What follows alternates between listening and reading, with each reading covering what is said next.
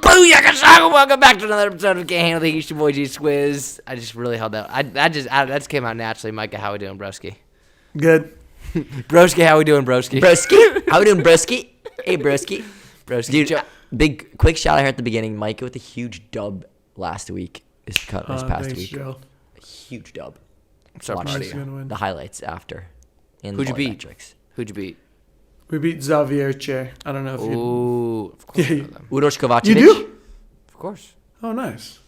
Yeah. I actually followed the Polish league. All right. That sounded really jokingly, but I actually do. Really? That's... Okay, besides yours truly, who's your favorite team? Discrepancy. I don't know Definitely how to pronounce the name. Katowice. Discrepancy. Discrepancy or Warsaw. I just, Really? Yeah. I like the liberos on both those teams. Warsaw. Oh, man. The libero for Warsaw is hilarious. Like, He talks so much, man. Oh, I love it. He talks so much, but like in a super funny way, like not aggressively at all, but just like the whole time he's joking. It's pretty good. He's pretty good. Dude, that's what I miss that personally. I used to be the guy laughing and joking around in practice, but it's just not the same. Like with like mine, because they're all older, and like I do it sometimes, but no one understands. No one's like laughing. I'm just laughing with myself and left. Yeah, it happens. The lonely life and the lonely life is an American libero in overseas. But this is not a solo dolo episode with the dolos. We're gonna get the Renee the ref on here. Marcellus with the dolos. Because we definitely want a different. Exactly, we want a different perspective. And to keep your dolos clean, thank you, Joe. To keep the dolos clean, you know what we use?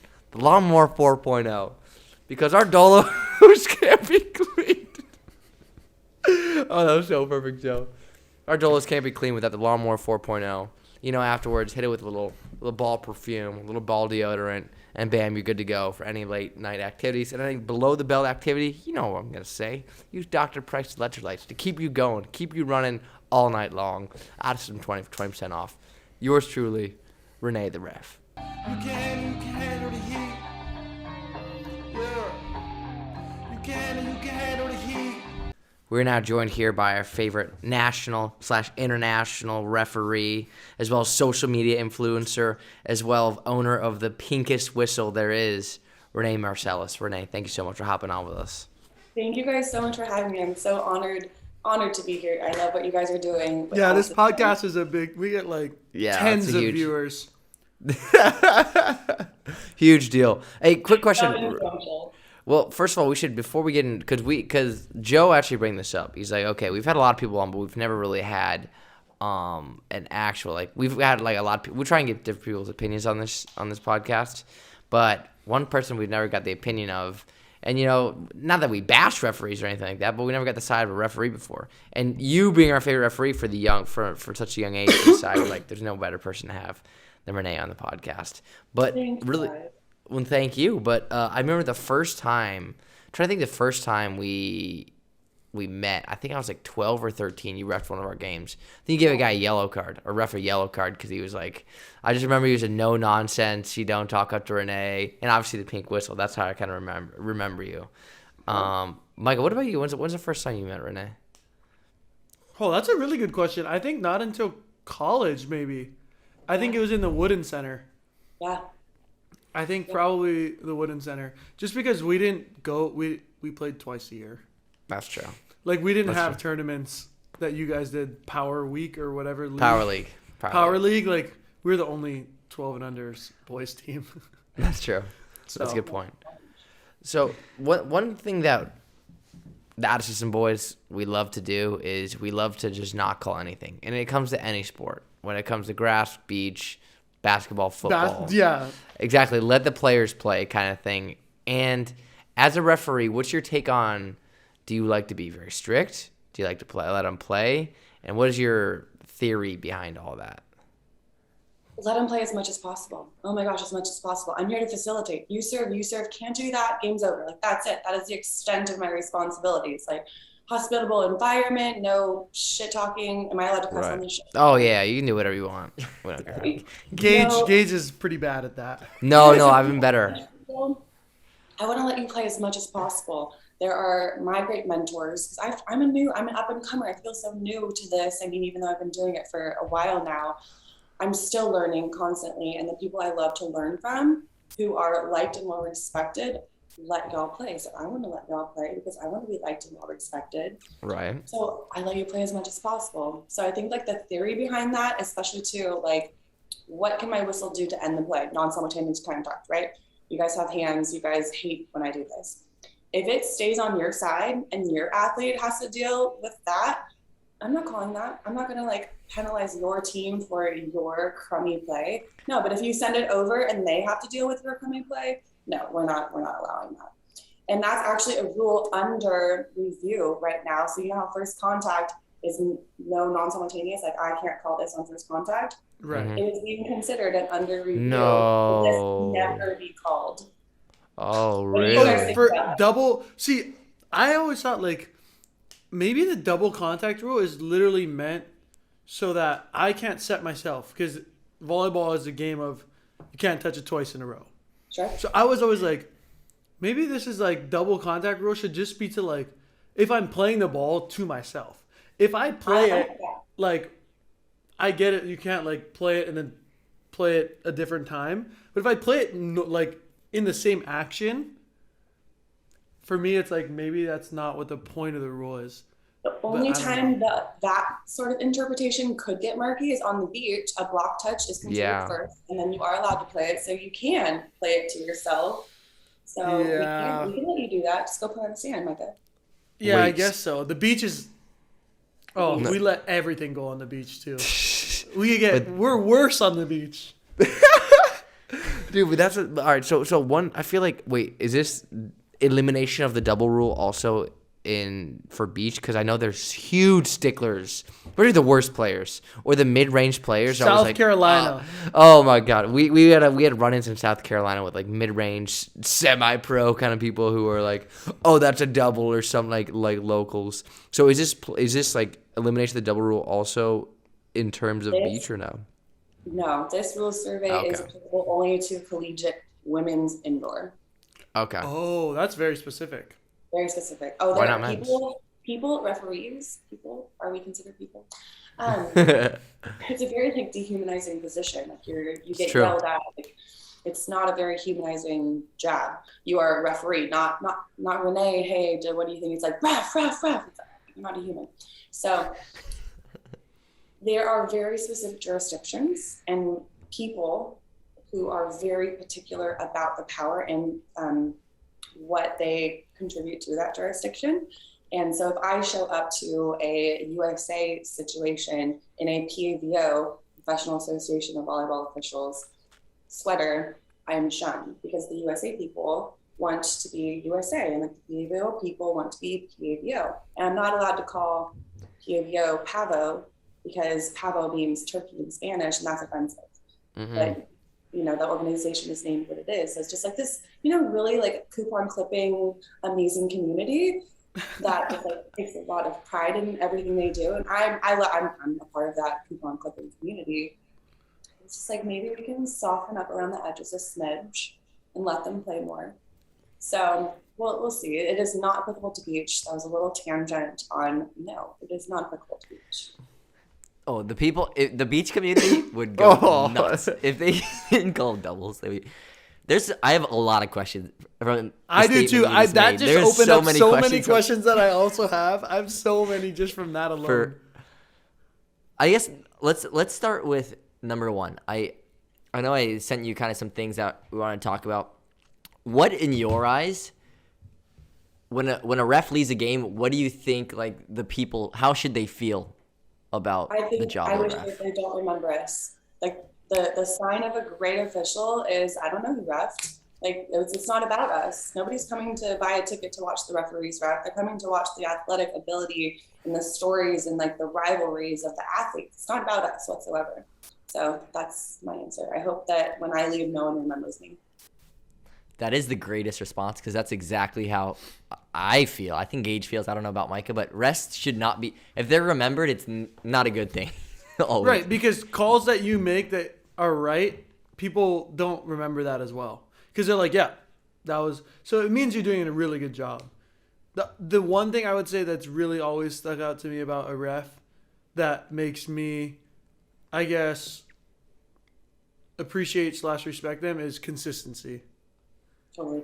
Like I'm That like is the number one thing. number one, like just like set a standard, and whatever it is, whether we agree or disagree of how volleyball should be played, at least we can play under the same rules for an entire game. Both teams are gonna be called the same. All the actions, like if you have a standard of like really tight, that's fine, but you better stick to it. And if you call me on something, if I see something that should be called, you call it. You know what I mean? And like keep that standard. If you can keep something consistent, you got my respect, whether we agree or disagree on how loose it or tight it should be called. So that would be my answer as well. Yeah, just managing expectations. Yeah. Consistency is the one buzzword, not one, but the major tier 1 feedback from coaches to officials is we just want consistency. Be consistently amazing, be consistently terrible. Yeah. Just be consistently something. Because then we can play around it. Like if I know like a ref is gonna call everything, like at least we can have a set of rules to go Someone about. explained it to me when I was coming up as when you go to school, you have different teachers in different classrooms, and you know like what you can get away with certain teachers. Yeah. Like, oh, like this teacher, like you better not be chewing gum in their classroom, or this teacher, like, oh, like it doesn't matter. And you know that in going into different classrooms, you know that when a different referee shows up to that court, you know what to expect on that court. Totally. Of course, we official cadre aspire to be similar. So like a certain conference or the MPSF or the Big West or the ADP expects a certain, this is our classroom Right. type of situation. This is what you can expect from us. And so that kind of really stuck with me. Even though I didn't go to school, I was homeschooled. That's But- such a good analogy. Yeah, that makes a ton of sense to me. And I think that's like, yeah, that sums up a lot of what reffing should be. What percentage of refs that you know have an ego issue? Mm-hmm. Too high of an ego. Like if you were to put a number on refs Can that you know. define, when you say ego, what do you mean by that? So I'm talking about the ref that takes offense to anybody like questioning their call. Or for example, we're gonna get into this specifically the replay system I was talking about earlier with the boys, how some refs are offended almost when the replay system corrects them or that they get questioned. Like they take offense to everything rather than if somebody comes and asks you a question, I feel like an explanation isn't too much to ask for. I always feel like the refs who take offense to things have too much of an ego issue. It's like it's not an ego Self-conscious. issue. Like people are just want to know exactly why something was called so that way they don't do it again in the future. I don't know if that explains why, but or I think do you have anybody in mind where you're like, all right, that person needs to like tone it down a little bit? Like, have you run into those types of refs, or would you say that doesn't exist in the I'm reffing sure that world? we've all, with our different experiences around the world, have had the opportunity to encounter several different egos and personalities. As an official, we don't really call people out ever. So no, I don't have one specific person in mind. And there's tons of stories, and we don't throw anybody under the bus. There's plenty of times. I mean, I think what you referenced can be unpacked even further. When you said, when they're questioned, okay, well, how are you questioning them? Are you asking a good enough question? Are you just asking the referee, are you sure? That is, Are you my sure? hated question. Like, yes. Did you hear my whistle? That was me being sure of what it's called. What I'm are sure. what are your pet peeves? Because I feel like we have things that are our pet peeves, and like, but that's kind of like such a one-sided story. What is like as a ref, like what are the things that you hate? Like what are the things that you like look out for? I don't know if there's a whole lot that I hate. I think in life and sports and everything, you find what you look for. I'm a very glass half full kind of person, so there's not really much that I hate. I don't appreciate being asked questions that are like just one-sided, like, are you sure? If a captain comes over and asks, are you sure? Yes, I am. Yeah. Like that is just like a dumb question. I don't appreciate dumb questions. Like you can ask a better question. I don't really believe in better or worse, just different. 2 + 2 is 4, so is 1 + 3. We both got to 4. Who's to say which is better or worse? But there are different questions that can be asked by y'all, by the captains, that can lead to less frustration or maybe Joe, you were looking for an explanation in a non-offensive way. I don't think you're going up to the official trying to offend them. I think you're going up there inquiring for an answer.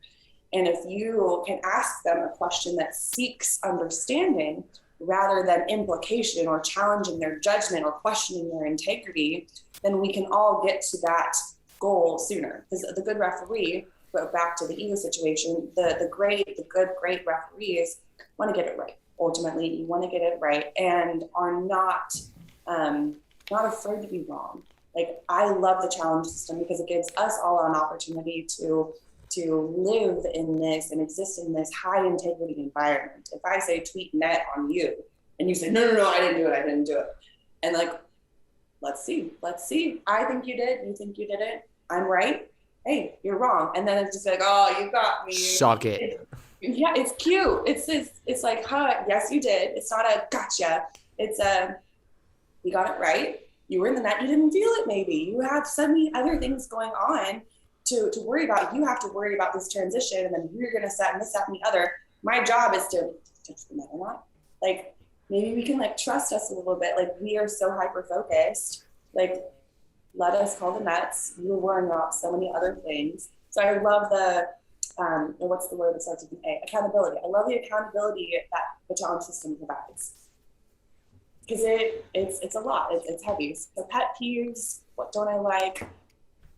I don't like dumb questions. Like, find a better way to ask. Like, hey, what did you see there? What did you see? Don't ask me, like, are you sure? So what is a good way? I guess that is a really good example of one for, like, people that are out there listening that are like, okay, how can I approach a ref in a way that I can actually get an answer? And one of them would be like, hey, what did you see there? I think like that's probably a pretty good way to phrase it, huh? Yeah, asking what I saw, depending on what I called. I think some great players, and new up-and-comer Troy Field does a great job of interacting with officials. And if he disagrees, he says, I saw it different, I disagree, I respect your decision, he goes back and so receive. What else are you going to do? I'm not going to change my mind. I'm not going to say, hey, I hear you, and I think you're right. You know what? Tweet. Let's go with what Troy says. You know, like, that's not going to happen. It's not going to happen. So accepting the bad calls, but you also get to form an opinion and build a rapport where I'm going to give a respectful player more leniency. This is not letter of the law, but it's, you know, the art of in battle. I'm going to give a super kind captain a little bit more consideration to ask me a question, whether it's, hey, what did you see? Or, you know, we get the finger wag a lot, you know, and that's okay. That's a respectful disagreeing. Like, okay, like, I hear you. Move on. You have to. The finger wag. The finger wag. The dreaded. That's common finger over. wag. That's common over. Is it I've rude been on to the other ask- end of that too much. Is it rude to ask a ref? I have a story because part of the thing over here overseas is they don't speak English most of the time, and so you can say a lot of stuff and they don't even know what you're saying. But is it rude to ask? I had a little dialogue with a ref that he ended up reversing the call. Actually, I've never seen a ref in this situation do it. Is it rude to ask them did you ask your line judge? Like, when they make a call and go to them, did you ask your line judge? And they keep saying no. I asked them like 7 times, and he like didn't speak. I'm like, please go ask the line judge. Yeah. And he finally he did change the call. They both said we didn't see a touch. Wow. I'd never seen that. I have the opposite story that's terrible. Renee, did you want to jump in? I might have cut you off. I thought I saw No, give you us ready. the other story. Show us the other side. Okay. 18's year club. Our first loss. Like a deep childhood trauma. It's our first loss ever at Junior Olympics or whatever it's called, nationals, as a team. And this ref, both line judges called touch. It's in the third set. She calls it out. And we're like, please ask like both of them. They both called touch. And she's like, nope, I saw it out. Nope, I saw it out. Kept saying that. Comes up to us after the game. Comes up to my dad's like, hey, sorry, like, it was a touch, but in the moment I just like, I have to stick with my call. And my dad's like, well, and she's like, but hey, like, you'll get the next one. My dad's like, no. My dad's like, No. Like, that's this team's first loss. And she's like, well, like, it's a long tournament. He's like, no, like, ever. And she's like, what? And he's like, yeah. And, like, you gotta know that, like, you have to put your ego aside and, like, make the right call. Because you never know what actually is at stake in these people. Like, it's more important than what your little job is. And then she's like, and she was like on the verge of tears. She's like, I'm so sorry. As you should be. But I'm like, dude, ask your freaking, we all were like, just ask them, both of them, not even just one, both of them call touch, and you're not going to even ask. You're just going to just sit there and be like, nope, I'm more right than ever. Like, maybe you didn't see it. Oh, that's the worst call I've ever experienced in my life. Then you're fortunate. If that's the worst call you've ever had. Or the most traumatic. By Well, far the most some traumatic. phenomenal sports psychologists available for you to help work through that as you progress in your career. 'Cause it sounds like But is it rude to ask them, like, go, like, tell them to go ask the line judge? Do refs get offended by that? Is that something like? No, we shouldn't, because sometimes I don't see. Sometimes I don't see what the line judge calls, and maybe I'm out to lunch. Maybe I just forgot to do my scan. So it's called a scan and center. So as soon as I tweet, coach will say play the whistle. I'm the whistle, so I have to tweet as soon as it's over. Gather my information from my scan, center back with my R2. We got this, fantastic. We're together. They have a touch, we're good. And I'll pre-match with my line judges. It's very normal. It's not a me thing. It's a we. This is what we do. Hey, if I go scan and I, for some reason, if I have something different, I'm going to clearly say, tweet, I have this. And that is against their call. And if I go against what you have without me going tweet, it's different, that means I messed up and come back up with it, please. So like, hey, sorry, like, you didn't see me. So like, that's our high level pre-match, and that doesn't often happen, especially in the juniors 18s level. It's kids, it's the third seed roughing, like that doesn't often happen. But the higher levels, that's the pre-match, that's the expectation. So Joe, in your matches, it's normal in theory for that pre-match to happen. So I think it's super respectful. Like, hey, referee, you might have missed the line judge's signal. Can we call them over to get it right? So if you position it as hey, can we call it over and make sure that we have all the information instead of referee, you're wrong, they're right, get them over so I can win the point. It's just like a repositioning. You're not challenging their integrity. Yeah. You're saying, hey, there's more information. Let's find out. Let's get to the bottom of this. Let's get this right. I think. Yeah, to be honest, being in Europe, I've gotten like, our league has to have the worst refs in the world. The worst refs in the world. And I was raised by my dad as a coach. Like, he was coaching us, like, be very respectful. Like, if we ever got carded, we get pulled. Like, he got carded all the time. Amazing. But players were not allowed to get carded. And so I was raised that way. But here, the longer I played over here, the more, like, the refs mess up so many big calls, like, obvious stuff that I get and so this one time I was, like, super aggressive at the ref, and he was not happy. He was close to, like, I could see he was, like, close to carding me. But I'm like, just ask your down refs. Everybody saw the exact same. You're the only guy who saw this. And he's like, oh, your middle touched it. The ball went inside or outside on a triple block. He's like, no, your middle touched it. And we're all like, it didn't even go close to our middle. So that stuff gets like Micah was talking about, because as athletes, we're over here living in Europe, away from our friends, our family, for most part. And these guys, like, they act like they don't care. Most of these refs over here, I don't know how it is in other countries, but I know in Germany they're like part-time refs, and so they have other jobs. They don't care so much. But for us, it's like, this is a matter of, like, some guys are getting more money because they're winning some matches. Some guys, like, all these things happen, and it's frustrating when it seems like the ref just doesn't seem like they're, like, that dialed in, or that they're not, they care more about their ego than getting the call right sometimes. And so that's frustrating. I have to ask you, thoughts on the, like, overall consensus from the reffing community on the replay system? On CRS? Yeah. Overall consensus, 2 huge thumbs up. Massive improvement to the sport. It's that the high integrity situation, the accountability, the let's get it right. This helps us get it right. It's fantastic. I had a challenge last night. Did you guys watch Mason's match last night? It was like at 4 a.m. Is that an ungodly hour?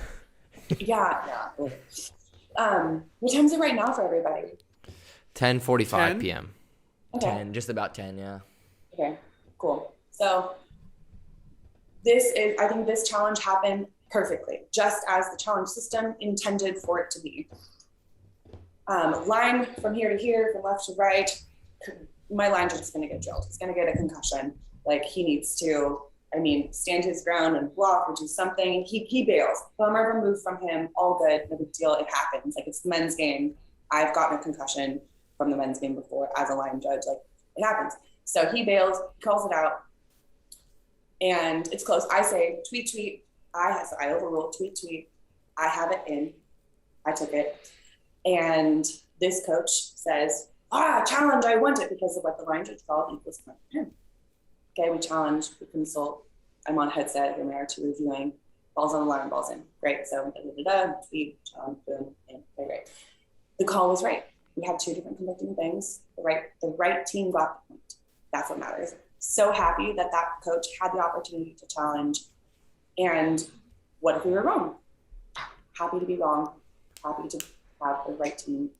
That's all that matters. That's really all that matters. And it's so cool. Some of the non-challengeable matches, like, oh, remember that, like 15, 13 in the second, like, let's go redo that after and see if we got it right. Like, there are officials who watch film on themselves. Like, there are certain institutions that ask you, we get a protocol sheet that asks you, like, hey, let us know if you want a copy, and they give us a DVD at the end of our match so we can go watch it after. Like, it's cool. Like, there is a huge, like, have you guys That's watched film? really cool. We watch film.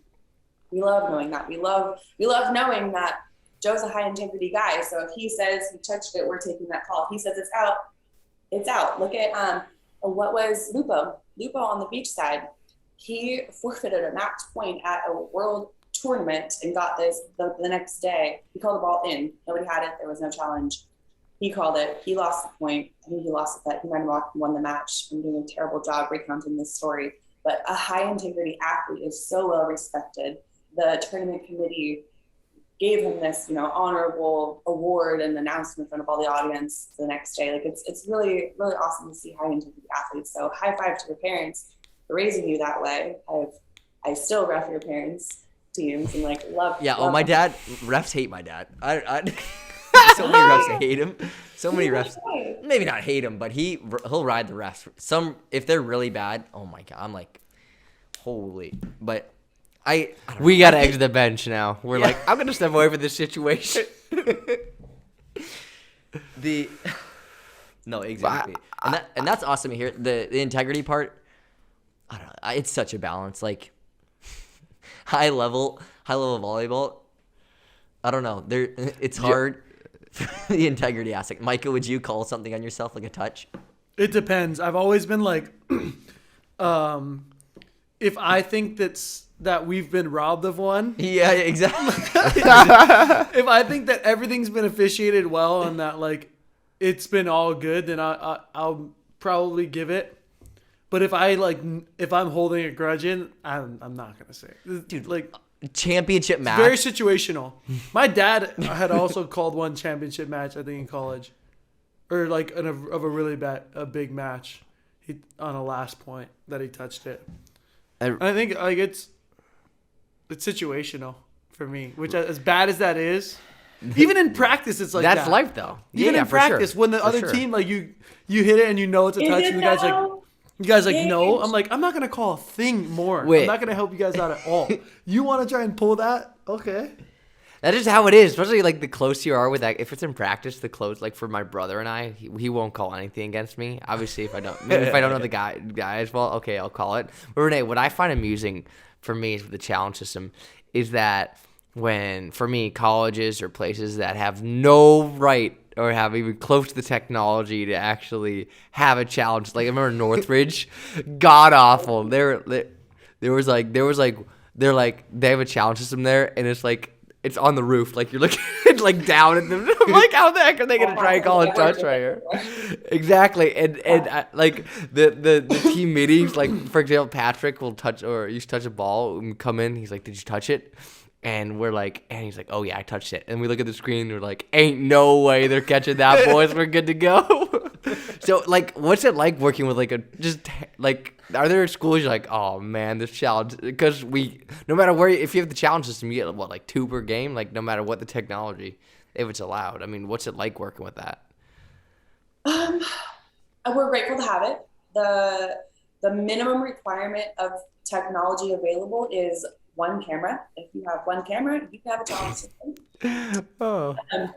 The challenge now for men's this year is you get 3 challenges. If you win it, you keep it. If you lose it, it goes. If you go to 5, you get a +1.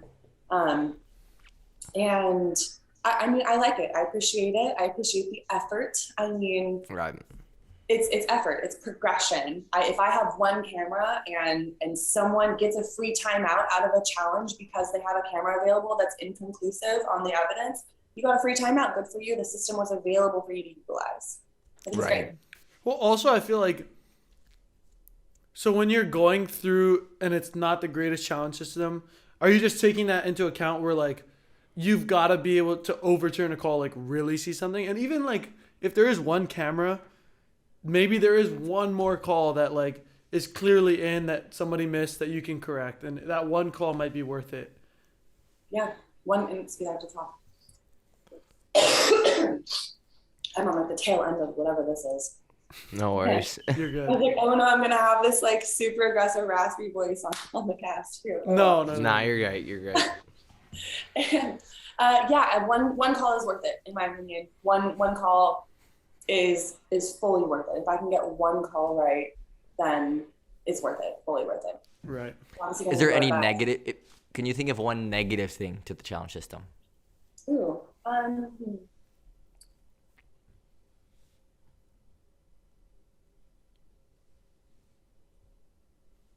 It can slow down momentum, but I also think it's kind of meant to be that way. Yeah. I mean, not meant to. That's not the intention of putting cameras on the court. But if it's handled well, it's quick, bing, bang, figure it out, back to volleyball. Like, it's a super momentum-driven sport. And it can slow down the game, and that can change things. But so can media. If I have a media timeout for 90 seconds at 15, as long as nobody's called one yet, that can also slow down the game. So it's part of the game. It's a different level. So that could be viewed negatively, but basketball, this is part of it. Yeah. I have another question. If the game is tight, does your leash get looser or tight, or like, is your rule your rule, or is it like, oh wow, like it's 25 all, this is a really good rally, like I don't want to call a double on that, but if it was like 2-2 and it was like not a long rally, I might call it. Is that subjectiveness a thing or no? It is. It's totally a thing. And it's slight. It's not like a 2-2 wobble. Oh, let me set my bar. No, it's like hey, this is inconsequential. You need to know that I'm here and we're playing volleyball, and you gotta like keep it clean. And then a 24-24 situation, I'm not determining the outcome of that match. Right. I'm letting the athletes determine the outcome of that match. I'm not going to let anybody leave if I can help it, saying the ref robbed us, we lost because of the ref called this, even if it's wrong. Because if I make that 1 call that determines a championship point situation, how many serves did you miss?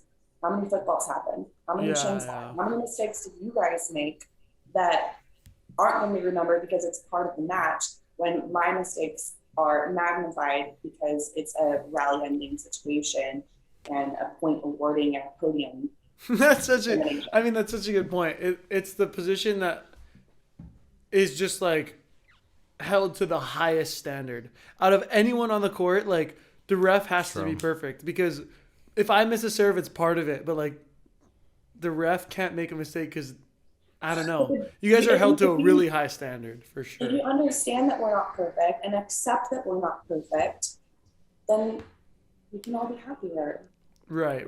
We're going to do our best. I mean, Joe, it seems like you feel that people in your region currently are not doing their best. But maybe They're not. No. Maybe they are. Maybe They're so in bad. France too. They're France so bad. also, they were not doing They just their don't best. care. They're some of the worst refs I've ever seen in my life. They don't care. They look like they don't really care that much. Okay, so those are two different statements.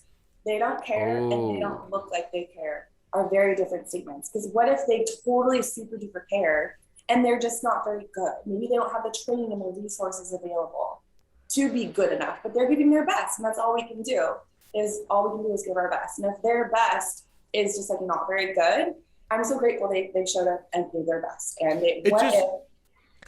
I feel like it's hard because I have a story. they're put in a super hard situation if they're not very good. And because for us, it's like, dude, this is so important. Yeah. Like, Dude. and I get it if you're not very good, like, that is what it is. But, like, it's a tough situation now for all of us because you're not very good. But are they consistently terrible? Consistently being the operative word here? So you know what to like expect? they're so bad that they're inconsistently bad because they'll let things go and then they'll call it, and then they'll let things go and then they'll call it. Okay, so you guys are talking a lot about like lame refs you've experienced. Can you tell me about great experiences that you've had? When you ref the match, it's always right. Bingo. Correct Yep. answer, Joe. I have 2 hypothetical situations I want you to tell me how you handle, all right? Okay. Not hypothetical. These never happened, all right? So a ball is served at the end, close to the end line. It's late in the set. The line judge calls in. The coach doesn't speak very good English and doesn't speak German. And so he's just yelling, runs over to the line judge and grabs the hand and moves the hand of the line judge. Oh, this is hypothetical. But how would you handle this? There's another one after this, but this is how would you handle that? Did this happen, Joe? No. It's hypothetical. It sounds like it happened. It may have happened. It may have happened. How would you handle it? And I'll tell you how it was handled. I think if it was, depends on the situation. It depends on the situation. If it's like a friendly situation where it was not, okay. Well, I mean, but my answer, if it was friendly and like adorable and like the line judge is just maybe, wasn't paying attention, maybe they were distracted by something or by like popcorn in the stands or something like that. And the coach is like, oh, I got it. Here you go. Ha, ha, ha. Then I'd be like, oh, cool. Yeah. Thanks, coach. Can you please not ever do that again? It's really inappropriate. Don't touch another person. We're professionals. He was screaming at them all. Yeah, that's something that would be not okay with me. I'm super protective of my crew. Like, do not mess with my crew. You're gone. Like, yeah. We're all right, that's what happened to him. If I mess with one of your athletes, you're gonna come at me. That's your crew. This is my crew. Don't mess with my crew. Okay. So yeah, for that to happen, you don't need to be here anymore. Okay. Yeah, he got red carded. He some counseling. Yeah, no, he got red carded. Another hypothetical situation that definitely did not happen. You hand out a yellow card to a coach, and they tell you, don't be soft, give me a red.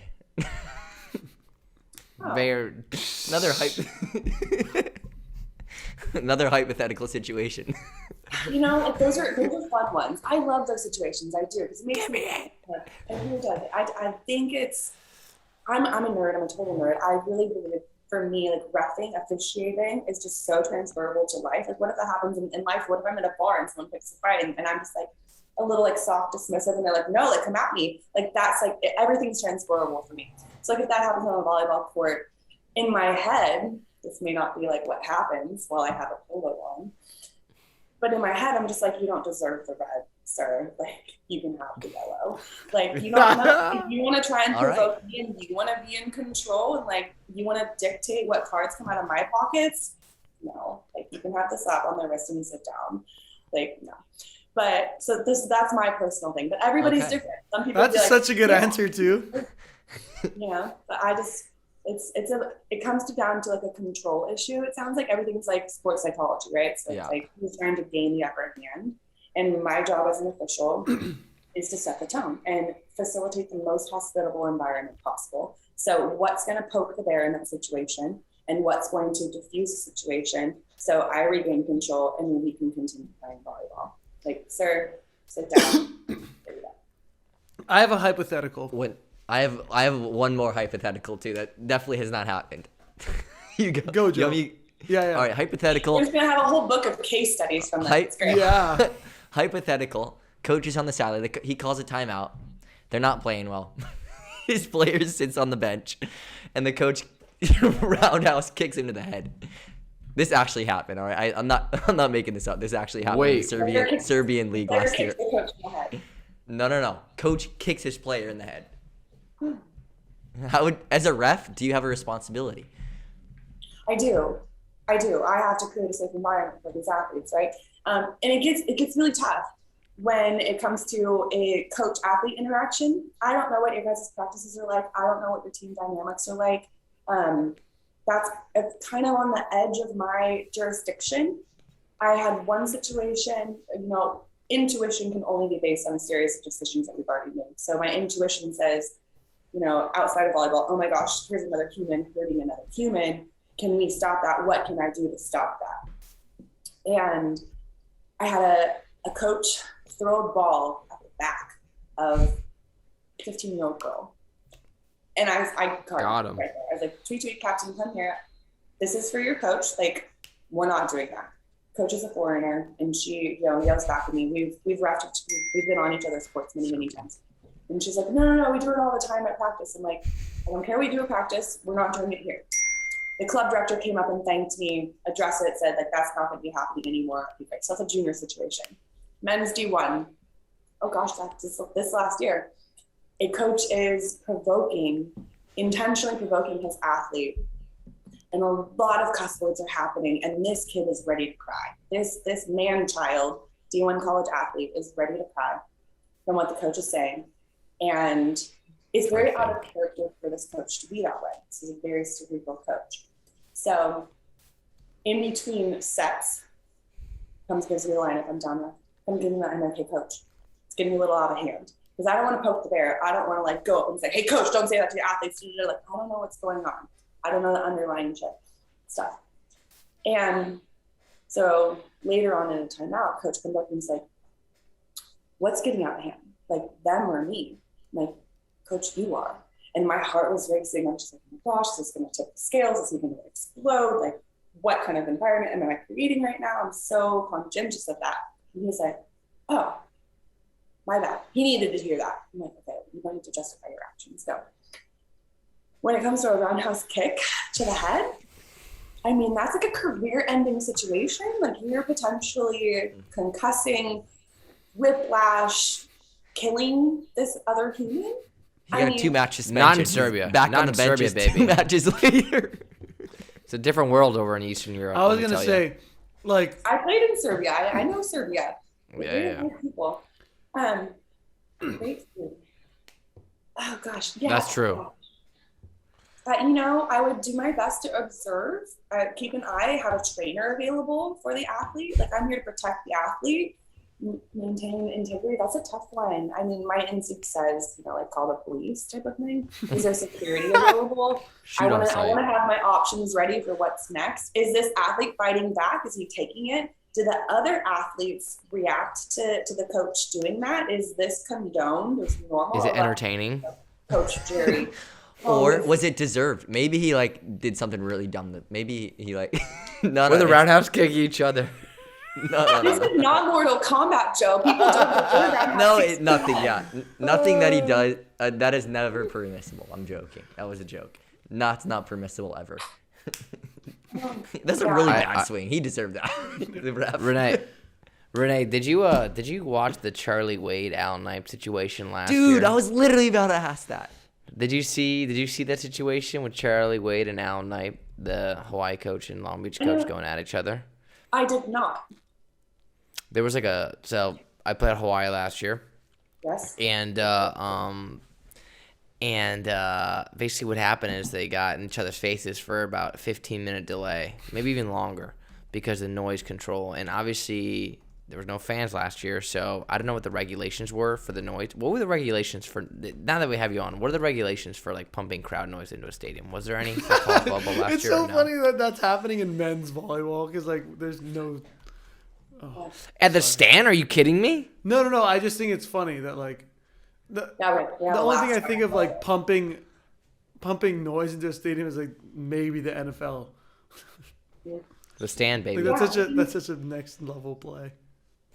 We didn't really have any regulations as far as noise. There's no like certain decibel level that must be maintained.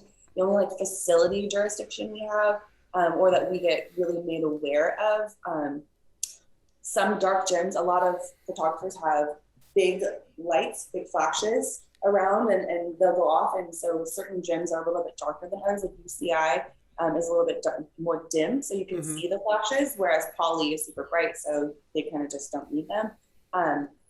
So that's kind of really the only facility thing. We don't really have jurisdiction over facility. We're not facility managers, volleyball officials. So I was just curious because it got crazy. Like the athletic directors got called in. Was that at Stan Sarah? Oh yeah. Have you reffed there? I have not. No, I was actually just talking to Josh and Charlie about that when I was at Boys. Gotta make that happen. Get me to Hawaii. Like fly me to Hawaii. Dream location. It's gonna be soon. TBD. That's a deeper conversation for sure. Yeah, it sounds like it. Overseas, I feel like in general, the treatment of refs is probably like thousands of times worse. Oh yeah. And I'm sure you've seen that and maybe experienced it. What's the worst situation you've had? Like in general. The worst I've ever been treated? It could be the worst thing someone said to you, or like the worst situation that you've been on the court and witnessed and been like, wow, that was really bad. Like anything. Your best story. Or parents that you getting have. involved, something like just ridiculous. Yeah, something like that. Love the parents. Parents are really only really an issue or make themselves an issue in lower level girls from what I see. Like club tournaments, you're in court 400 zinc division, the popcorn bracket, and parents are fighting. And like that's where we have to allocate security to. Whereas if you're on the top 10 courts, parents are like, oh, where's your daughter going? Oh, where's your kid going? Oh, it's cool. See you out there. Like it's more civil. We're not quite tennis civil, but volleyball is a pretty darn intellectual civil sport. Fair enough. We do cheer at other people's failures, like miss a serve, we're cheering. And we celebrate failures. It's just, I think just a sports thing. And weird things. When I was young coming up, I was a junior college men's match. There was a fight that broke out. And that was scary. That was scary for me. I had never been in that environment. Between players, between fans, or what? Between players. It was like, pre-COVID. Sounds so weird to address timeline. Pre-COVID, tweet, good game, good luck. Tweet, good game. So it was the good game, and there was punches thrown, and people like chasing, and jerseys ripping, and oh snap! Yeah. And at that point, what is your job? Because like you can't give it's not really. You can you can't give a card then. It's once we're here, it's end of jurisdiction. Oh my gosh, so I guess I just block out bad experiences. I had a high school match. I went back to high school. I took like 10 years off and went back. It's like, I miss it. It's so nice. It's so great.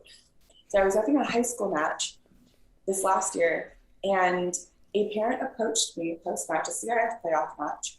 Parent approached me and was just informing me quite enthusiastically of how terrible I was. And, he just like respectfully got my attention initially, and then he just like, you're terrible, and da. And I was just like, I just left. I ghosted him. I walked across, I asked the high school coach, who is a very respected former Olympian, high-level volleyball person. I was like, hey, could I have a security escort to my car? Like, there's this man, approaching and verbally assaulting me. This coach was like, yes, absolutely. I'm so sorry. Who is it? Let's figure it out. So that happened. And then so I was surrounded by my crew, which I was the only female. It's very common for me to be the only female. There's not a whole lot of female refs. And so I have my crew, plus I have her two like assistants walking me out, and then I have some other guy like while this cadre is like walking out saying like ref, and I'm just like focused, like I just getting home, and I'm thinking this guy's like trying to attack me. I know I'm staying focused. I don't know what to expect, and there's like letting me know like, hey, this guy who I ghosted, he's outside the door waiting for you, and I'm like, thank you. So, I mean, stuff like that will happen. That was a high school match. I knew how to handle it, like request a security escort, like super normal. For me, that's super normal. But what if that happened to a junior official who hadn't had some D1 matches? We have security escorts. That's normal. It is like as soon as we get off the court, we have like a skissy jacket, walk us to our locker room, wait for us to change and debrief, walk us out to our car. Like it's very like security. Get in, get out, be safe. So it concerns me that if that would have happened to a younger, more inexperienced official, they would have been done. They would have been crying in their car and not knowing how to handle that. So I don't know where that long rant came from. Weird experiences, fighting over dumb stuff. Yeah. That stuff's always good for people to know, though, because you hear those types of stories, you're like, oh, like those aren't true. But then you go to club events, you're like, all right, I know exactly the type of person you're talking about. Who's like, you walk around club events, you're like, they all right, stick out. They stick out real easily. You could guess like, I think this guy's had crazy a few parents. That's one thing. instances. My parents at the club, they always talk about like being very respectful to the rest of the parents. Like my dad, if there's ever, he's the only one ever that's allowed to. He's a hypocrite. He lets everyone else. Everybody like, else, if they go nobody's. after the ref, And he's over here just. It's so yeah, he yells at me, like yells someone, and then he'll just yell at the ref anybody after. who goes after the refs, he'll be pissed. But only he's allowed to get hypocritical. But I have to ask because I know we don't want to take too much more of your time. It's been really great. I had to ask because we spoke a little bit this past summer. I want to talk about like your mission in terms of like helping future refs. I know that was something that you really were passionate about, and just something that you'd like to see for future refs, and maybe more a program specific to that, or just your idea of like ways to improve, continuing to improve like the level of officiating, and also getting people involved in that. Thank you so much.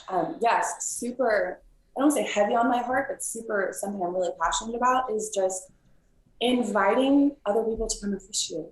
It became a really tough situation when in club, the coach was mandatory to R2 when it was a redirecting assignment.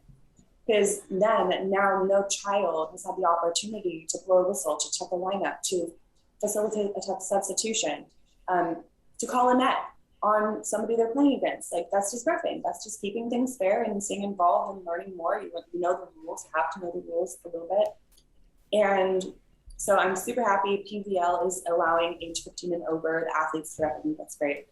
And I have had the opportunity to have some incredible conversations with the powers that be at USA Volleyball, UVO, and other jurisdictions. And I am starting an ODP, an Officials Development Program, and we're figuring out certification and what you get, because you can't just be like, oh, I went to Renees ref school. That doesn't do anything. I mean, I can like teach you how to be a better ref, and like there are so many other people. So figuring out how to do that. So last year we had a busy weekend, and we needed more officials, and so we did this like quick little clinic, like 2 hours, like an hour in classroom, like learn how to toss a coin, how to talk to your line judges, time management. It's so important. If you spend 1 minute doing something that ends up being 15 minutes, 20 minutes throughout the day, that's a whole step behind. Like that's significant.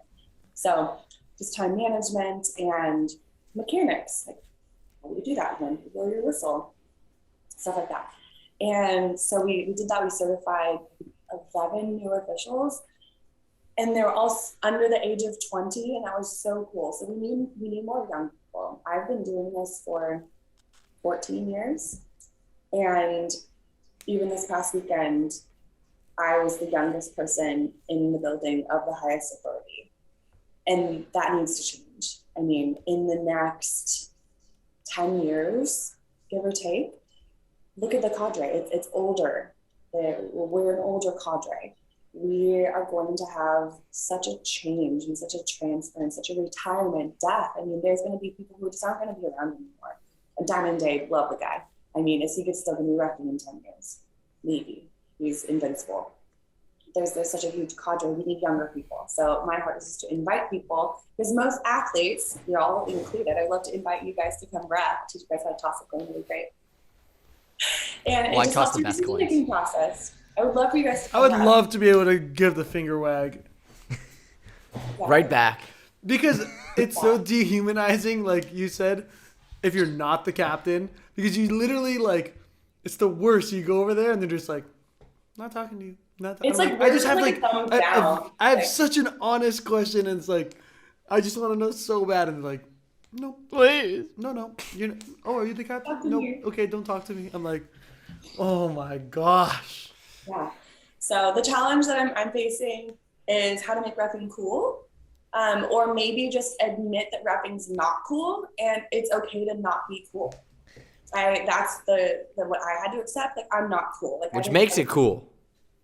100% does, Gage. 100% does. Okay. Yeah. So just like, it's okay to not be cool. It's okay to not be 100% liked all the time, and it's okay to learn and grow through a sport in a different trajectory. Like, you don't have to coach club. You can totally do that. But like, let's look at the difference. If I were to have retired as an athlete and become a club coach or a college coach or pursue the coaching route, I have practice plans. I have athletes. I have drills. I have coaches to, delegate to. I have playing time. If Susie misses anything, I have to figure out her arm swing and fix it. Referee, every day's game day. No playing time, none of those things. I have my outfit picked out, uniform every time, right? I always win. I debrief, I'm done. I go home, I don't have to think about how I'm fixing my children. Every day's game day. And we get paid more than coaches. That's true. And we're independent contractors. So like, think of college weekend job. I'm spending my Saturday and Sunday reffing. I'm making as much money as my friend who's working retail 20 hours a week. Retail worker has a schedule presented and says, you have to show up at this time. I say, I will work or I will not work. I'm not available. I own my own business. Every independent contractor is their own business owner. Everything's a write-off, your laptop, your phone, your mileage. Like, you get to travel, you get hotels paid for. Like, you get to go all around the country, and then you get there all around the world to go officiate the sport you love and hang out with you awesome people. And then as soon as the game's over, it's over. Go out to dinner. Like, don't worry about like figuring out the next game. Like, it's amazing. It's the best, in my opinion. It's the best way to stay. It's an incredible way. I don't want to say best because there are other bests for everybody else. For me, it's the best. I think it's an incredible way to stay involved in the sport that you love and you get compensated for it. And you learn, you grow so much. That's a sell and a half right there. I was thinking just said it halfway wasn't through cool. that speech, I was like, That was. oh, I probably need to look into this. That's true. I mean, well, Renee, you may have just, said it was uncool, but you just sold us on how sick of a gig that is, or reffing is. First off, we want to thank you so much. We'll for hopping- brainstorm well, ideas on Yeah. how to There you make go. reffing even cooler. We're gonna come up with some brilliant ideas. Let's embrace the uncool. It's not cool to ref, and there Makes are it hip. so many uncool people that need a home. I think volleyball finds homes for people. It's a very That's inclusive community. Like, I think the only rule to like not be welcomed in the volleyball community is like, don't be an asshole. Like, everybody's welcome. Don't be an asshole, and you're in. That's a good point. That is a good point. All walks That is of very life true. is very welcome in the volleyball community. Unless you're an asshole, then you don't fit anywhere. Be a nice person. Moral of the story. And reffing is a sick gig, if you ask anyone, especially Renee here. Climbing the ranks. Well, thank you so much for hopping on. We just want to thank you so much. And again, it's good to see your face. I'm glad everything's going well. And wish you all the best of luck, Renee. Thank you so much. Thanks, Renee. Ciao, Thank ciao. you. You can handle the heat. Yeah. You can handle the heat. The wonderful Renee the ref. I should have called her Renee the ref. Well, let's get one thing straight. She is a bright and phenomenal personality, but she is a no-nonsense ref. I'll tell you that. She does not take crap from anyone. That's one thing I remember. Like, she'll get like the finger wag, like Mike was talking about. That is consistent, but in a good way, not in an overpowering way. She's by far the best ref I've worked with, and I've been working well, I wouldn't say with her, but she's been working our games. So I was like 12 or 13, and I always respected And her whole mission with referees is awesome. That whole thing is really That awesome. I is. spoke to her a lot about this summer. The one thing I must say though, as she was talking about it, if she has to go in there and teach somebody how to if you can't flip a coin, I feel like that's like, imagine you walk into the No, captain's but that meeting. makes sense. Like, because I would be like, how do I choose who gets to choose heads or tails? True. Or, like, but some I'm just things saying, about it where I'm imagine like- you walk up and the guy just can't flip a coin. It's like, can you flip it for me? There's There plenty are of like that. there are They a few toss of it those. up. They Yeah, toss it there up. are a few of those refs that have a hard time flipping the coin, and they have their solutions. And some of them are just bad, but as long as you flip, it rotates once. I know you're not cheating. Bro, dude, I would, if I was a ref, I'd mess around so much. I'd chuck that thing up so damn high. Dude, imagine you're like the Super Bowl ref, and you're in the I'm middle. getting that and you're thing in like, the air, bro. Watch this. Like, I'm gonna. Because if you were to Yeet get it like into the air. if you got a huge flip, you'd make it on every social media platform ever. You'd be a meme. About to You'd be go like- viral there, boys. I'm you'd- going to you'd chuck go this thing viral in the end so zone. fast, like a 50-foot coin toss. You can kill somebody. That coin is massive. It is thick. Coin is dude. huge. That coin is If- big. And they It'll hurt don't somebody. they usually have like a special like, oh, this is the special side, Yeah. and then this special Both teams usually helmets on each side, or team's Whoa. helmet on one side and the other is like the NFL logo or something. You guys talking about something big and massive. Let's get into Manscaped here. Give a big shout out to Manscaped. Whether it's big or massive or not so massive, it's okay. We can all Manscaped. Use the promo code Joey. Hit him with the promo code Volleyballs. for 20% off. Get 20% off and free shipping with the code volleyballs at manscaped.com. That's 20% off with free shipping at manscaped.com, and use code volleyballs, all cap. It's new year, no pubes in 2022 with Manscaped. And also, for any below the belt activity, make sure you get nice and electrolyted, because you're going to need it. You know, I mean, it depends how many, well, I'm not going to get too into it here, but it depends how many times you want to go. You got to get ready with Dr. Price Electrolytes. Use the promo code ASPEN20 for 20% off, especially for any below the belt activity. Dr. P's And- V's, baby. Dr. P's V's for your... That's what they are. Gage, you kill it on the ad reads, by the way. Just the Dude. flow, the flow that you have going. You think so? You like it? Yeah, it's How good. you like that? It's good. Below the belt, baby. I love saying that. Any You below are the belt man for the activity. job. There's no doubt about that. It's just a perfect. It's just electrolytes and manscaping. You know what I'm saying? I just feel it just comes out naturally. But anyway, boys, it's good we get everyone's perspective on. We got coaches. Is there anyone we need to get? We got parents. We got coaches. We got Athletic players. Athletic trainer. Trainers. Trainers. Oh, nutritionists. Nutritionists, weight coach, psychologists. Damn. Hey, if you're Honestly, any of what would those, be Get a fun fan's too is perspective. like a general manager would be sick, or like a club president that is putting together teams. I would love to see like, who do you start with? Like, what's the most important player? Who are you paying the most? What is the normal salary for this league? Or having somebody on would be really do cool. we know anyone like that? Do you guys take I mean, the walk-ons? agents. Ask the Lube. The Lube. Can guys try out for your team? Where's the Yeah, tryouts? an agent too. We need to get an agent on. Maybe we could get Catfer on. Yeah. We have a lot of perspectives to cover actually. It's true. Yeah. But I'm That's- glad we that's- checked this one off the list. I didn't realize how many questions and like how passionate I was about some of these things. Yeah, because you guys are the setters, so you have the most, and usually the captain, so you have the most contact, most frustration with the ref. Coming from Libero's perspective, I have That's the so least. true. Yeah, Libero's it's like I'm just like, all right, man, Yeah. whatever, man. Okay. rarely gonna call you on lifts and doubles. Whatever, bro. They call him on a lift. Whatever, bro. Yeah. Whatever, man. I didn't even want that point. I wanted to lift that ball. Whatever, man. Anyways, guys, thanks for hopping on the pod. Thanks, Renee, for hopping on the pod. Just remember, if you can't handle the heat, get out of the damn kitchen. It's been another episode presented by Out of System.